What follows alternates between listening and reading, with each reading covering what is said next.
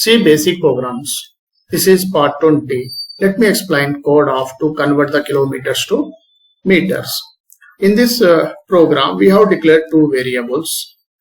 So we will get two location in a memory. This variable type is int. So each variable will take 2 bytes memory and it can store single integer. Each variable can store single integer. When we run this program, the printf prints. It takes this same message which is be given here. This message, the printf take this message and print on the output screen as a output. Here /n is there. It means when the /n is executed, control will go to next line, then print this message. The /n just we use for new line here. The scanf is the input function.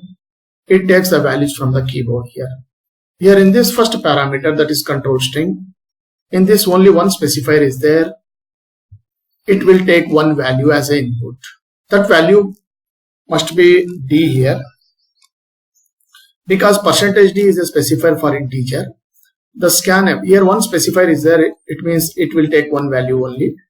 We have to enter here 2 kilometers. The scanf will take this value and it will store in K. Store in K. Thus, there are K into 1000. This expression produces the equivalent meter. That K value is 2 into 1000, 2000. It means 2 kilometers is equal to 2000 meters. The M will get 2000 here. Then this statement print this same message. Here %d is there. Here also %d is there. These are the specifier. In place of this specifier, we will get K value and M value. Here K value, that is 2. 2 kilometers equal to, here in this specifier, in place of this specifier, we will get M value, that is 2000. Here /n is there, it is only it is for to new line. When the /n is executed, control will go to the next line, then print this message.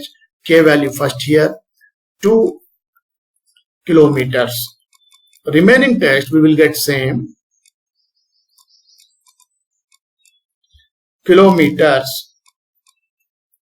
equal to 2000 meters.